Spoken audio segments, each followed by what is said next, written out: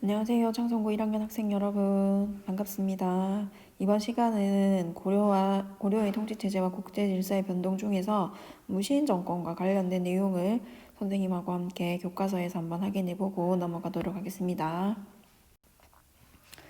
선생님이 그 고려를 시작하면서 이 표를 가지고 와서 여러분에게 설명한 게 있을 거예요. 기억나죠?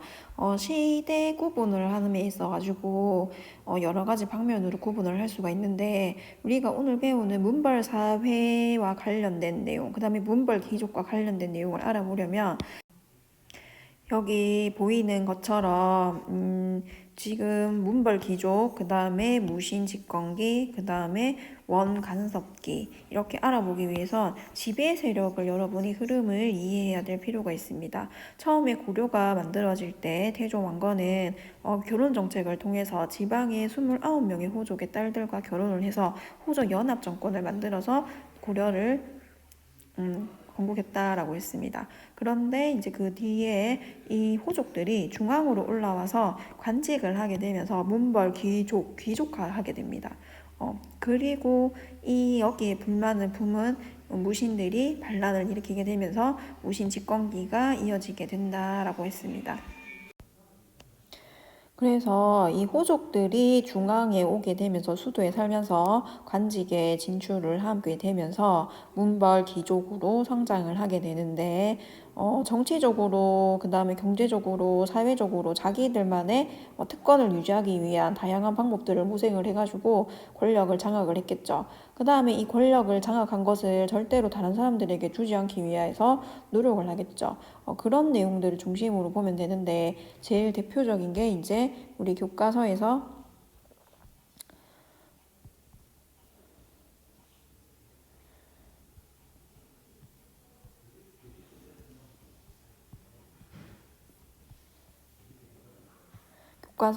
한번 확인을 하고 갈게요. 문벌 사회의 갈등이라고 했습니다.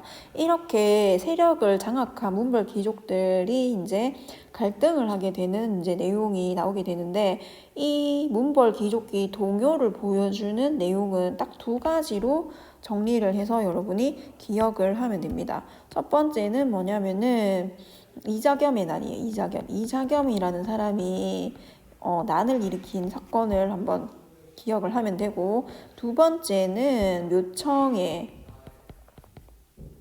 글자를 선생님 잘못 적었네요. 묘청의 난을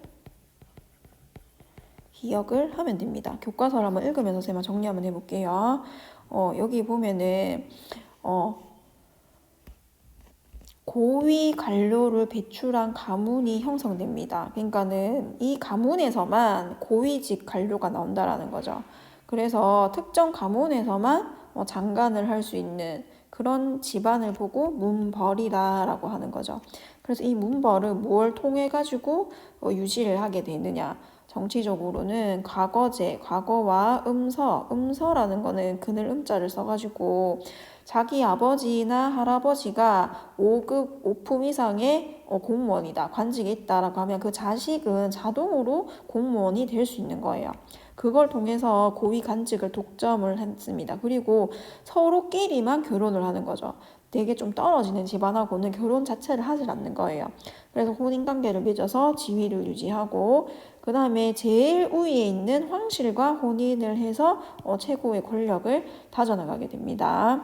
그렇게 됐는데 그 중에서도 특히 이 경원이 씨 가문은 왕실과 계속된 혼인을 통해서 가장 힘있는 가문이 되었습니다. 특히 여기 이자겸은 어떻게 했냐면은 이자겸한테는 딸들이 많았는데 자신의 첫째 딸을 예종에게 시집을 보내요.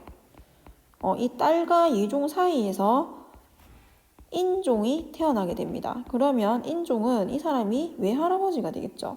근데 이 이자겸은 밑에 둘째 딸과 셋째 딸을 또다시 인종에게 시집을 보냅니다. 이 완전 이런 말 쓰면 선생님이 안 되겠지만 계족보죠, 계족보. 그러니까 이모가 되는 사람이 자신의 부인이 되고 외할아버지가 되는 사람이 동시에 장인어른도 되는 그런 이상한 관계가 되는 거예요. 자기 엄마는 동생이 며느리가 되는 그런 이상한 걸 해가지고 왕보다도 더 이렇게 권력을 휘두르는 이제 사람이 되었다는 거죠.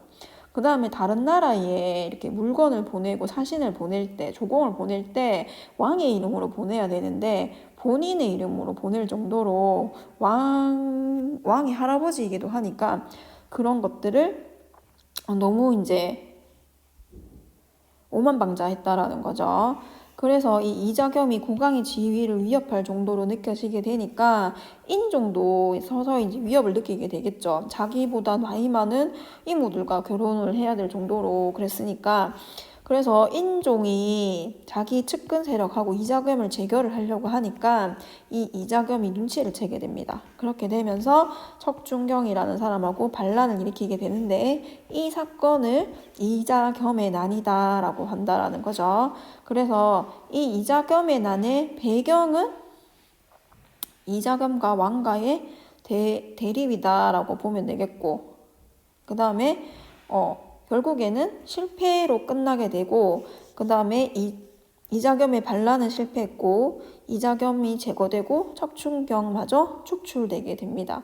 그렇게 되면서 이렇게 반란이 일어나게 되니까는 이 서경 출신의 묘청이라는 사람이 있습니다. 이 당시의 수도는 개경이죠. 그러니까는 개경 사람들 위주로 간직도 운영이 되고 전국도 주도가 되고 이렇게 되는 거예요. 그렇게 되니까 이 서경 사람들이 자기들이 소외가 되어 있으니까 이 묘청이라는 사람과 정지상이라는 사람이 개경의 땅이 이제는 기운이 다 떨어져 가지고 이런 반란이 일어난다라고 이제 왕을 설득을 하면서 이 개경을 버리고 서경으로 수도를 옮겨야 됩니다라고 천도를 건의하게 됩니다. 그러면서 고려를 황제국으로 부르고 독자적인 연호를 쓰고 금국 정벌을 주장하게 됐지만 대부분의 정부 관료는 개경 사람들이겠죠. 그러면서 서경 촌도가 현실성이 없다면서 반대에 부딪히게 되고 처음에는 인종이 이 수도 이전에 대해서 굉장히 호의를 보이고 궁도 건설하려고 하고 그랬는데 뒤늦게 이제 천도를 하지 않게 되니까 수도를 옮기지 않겠다라고 하게 되니까 묘청이 서경에서 반란을 일으키게 됩니다. 그게 묘청의 난으로도 불리고 서경 천도 운동으로도 불리게 됩니다. 이 반란은 김부식이라는 사람이 있습니다. 이 사람은 굉장히 유명한 책인 삼국사기를 주도를 해서 쓴 사람이에요. 그리고 유학자이기도 합니다. 그래서 이 사람에 의해서 진압이 되게 됩니다. 그래서 여기서 여러분이 정리해야 될 내용은 이자겸의 난, 그 다음에 묘청의 서경천도운동. 서경천도운동은 아까 전에 선생님이 얘기했는 거 내용을 한번 비교 문제로 한번 정리해 볼게요. 서경으로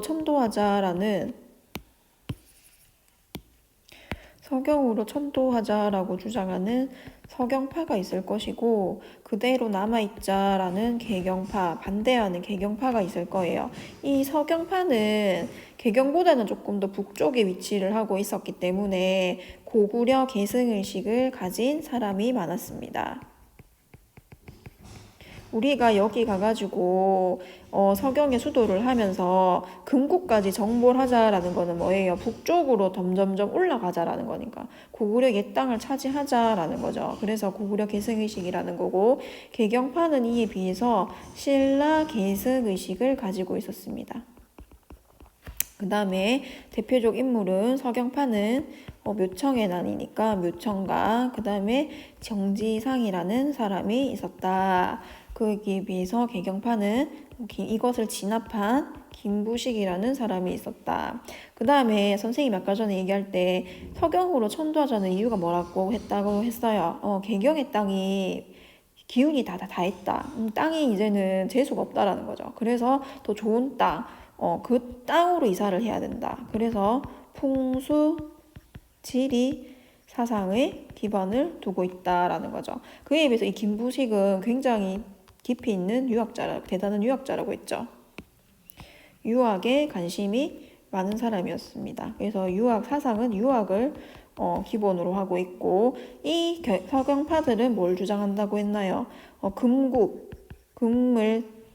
금정벌을 주장했다라고 했죠. 그 다음에 독자적인 연호를 쓰고 황제국으로 부르자라는 거는 칭제, 황제를 칭하고 독자적인 연호, 건원을 하자, 칭제, 건원을 주장했고, 이에 비해서 이 개경파들은 금이 군신관계를 요구했을 때 금국에 우리는 사대를 해야 된다라고 주장을 하게 됩니다. 결국에는 어떻게 됐느냐? 묘청이 왕은 이제 가지 않겠다라고 결정을 내렸고, 이 묘청이 그래서 단독으로 왕을 배제한 채 서경에서 반란을 일으킵니다. 이게 서경천도운동이죠. 이것을 누가 진압하느냐? 김부식이 진압을 하게 됩니다. 그 정도로 정리를 하면 되겠습니다. 이것과 관련된 신채호의 사상이 시험 문제에서는 굉장히 자주 언급되면서 문제 출제로 나오는데, 이 우리 신채호라는 독립운동가는 이 사건을 뭐라고 표현했냐? 본인 책에서 이 서경천도운동은 1000년에 있어서 일대 사건이다. 정말 중요한 굉장한 사건이다 라고 1000년 일대 제일 사건이라고 그렇게 적어놨다라는 거죠. 그래서 묘청을 굉장히 자주적인 인물로, 그 다음에 김부식을 사대적인 인물이었다라고 누가 평가했다라는 거예요? 신채호가 이렇게 평가했다라는 거예요. 선생님이 이렇게 평가했다라는 게 아니고 역사학자들이 이렇게 평가했다라는 게 아니라 신채호라는 독립운동가가 묘청의 운동에 대해서 이 사건은 1000년 일대의 사건인데 묘청은 굉장히 자주적인 인물, 김부식은 금에 사대하는 사대적인 인물이다라고 표현을 했습니다.